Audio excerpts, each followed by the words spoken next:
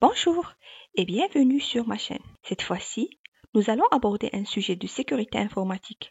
Si ça vous a plu, laissez un like et des commentaires pour savoir si vous avez compris et si vous voulez avoir plus de détails. Aussi, abonnez-vous sur la chaîne. Je vous remercierai pour l'abonnement la prochaine fois. Restez branchés car j'ai une question à vous poser à la fin de la vidéo. Allons-y. Préalablement, on a parlé des antivirus et leur importance. Dans cette vidéo, nous allons aborder l'intérêt d'un pare-feu ou d'un firewall. En effet, il est toujours recommandé d'utiliser un pare-feu pour protéger votre poste de travail en supplément ou parfois intégré dans votre solution antivirus. Bon, c'est très important d'avoir un pare-feu. Mais pourquoi? À quoi sert-il? Ou encore, contre quoi protège-t-il? Eh bien, je vous invite à regarder cette vidéo jusqu'à la fin pour répondre à toutes ces questions. Pour commencer, définissons d'abord un firewall.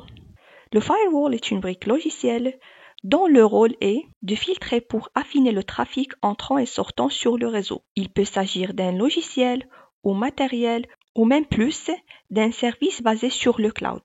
Un firewall fait tout ça en définissant quelle application peut communiquer avec quelle autre machine ou serveur et via quel protocole.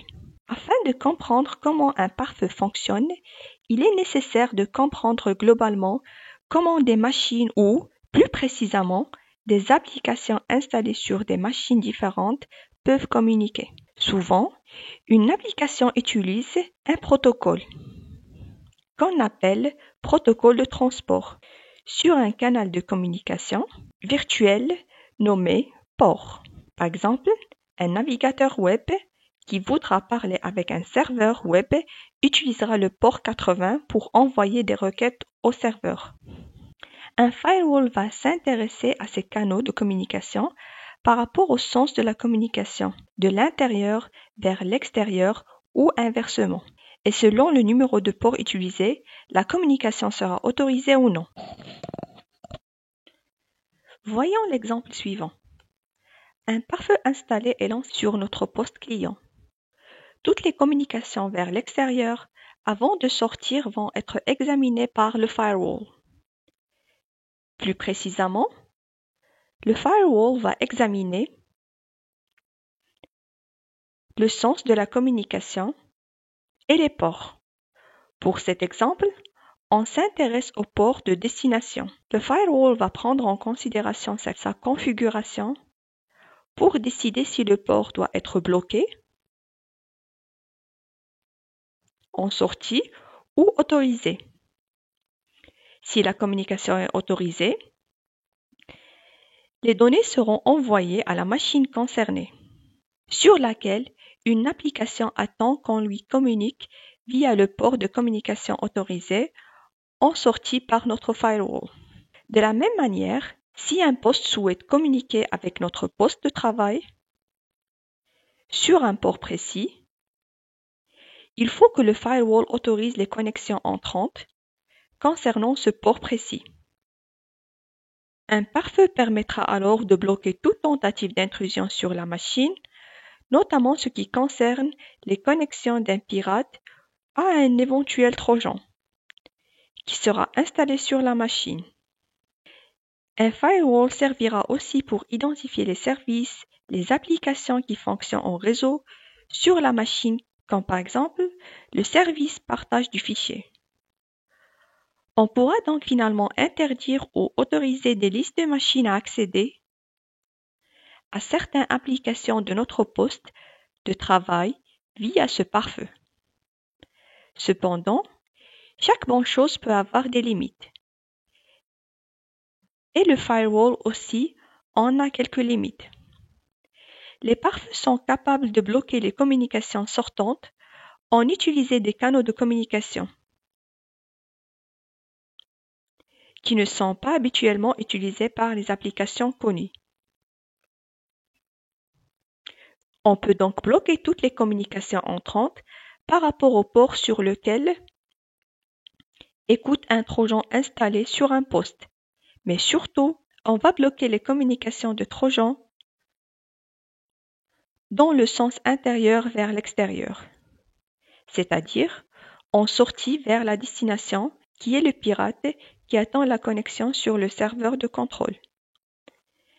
La machine est verrouillée, certes, mais le pirate ne peut rien faire, puisque la communication est coupée par le pare-feu. Alors à partir de là, les pirates ont programmé des trojans utilisant des ports connus comme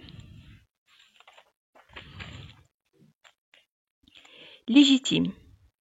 Alors concrètement, les ports indispensables à une communication avec Internet via un navigateur. Par convention,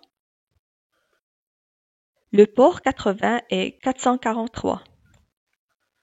Ainsi, le port 53 pour la résolution des noms.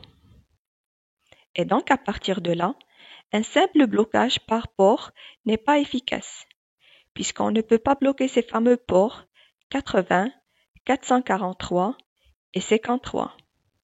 Sinon, la machine ne peut plus se connecter au serveur web de l'Internet. Alors pour autant, un pare-feu sera quand même utile, car on sera quand même capable de désigner explicitement une application de précise dans les règles d'autorisation et d'interdiction, au lieu d'un filtrage sur port donné.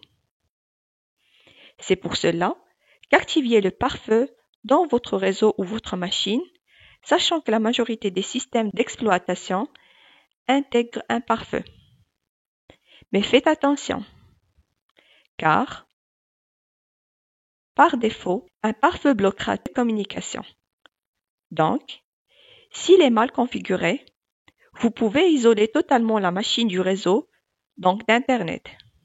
Aujourd'hui, il est inutile d'opter ou d'investir dans des solutions pare-feu sous forme d'une application supplémentaire installée sur votre poste. Les pare-feux intégrés au système d'application font leur travail dans le cadre d'un réseau d'entreprise. Sachez qu'il existe des pare-feux matériels.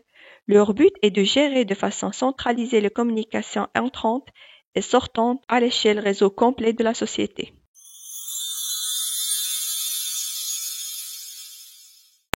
Si vous avez suivi ce cours, je vous invite à aller répondre à cette question pour tester vos connaissances. La question dit: un pare-feu intercepte la communication qui passe par un antivirus, un débit fort, un port ou une API. Allez-y.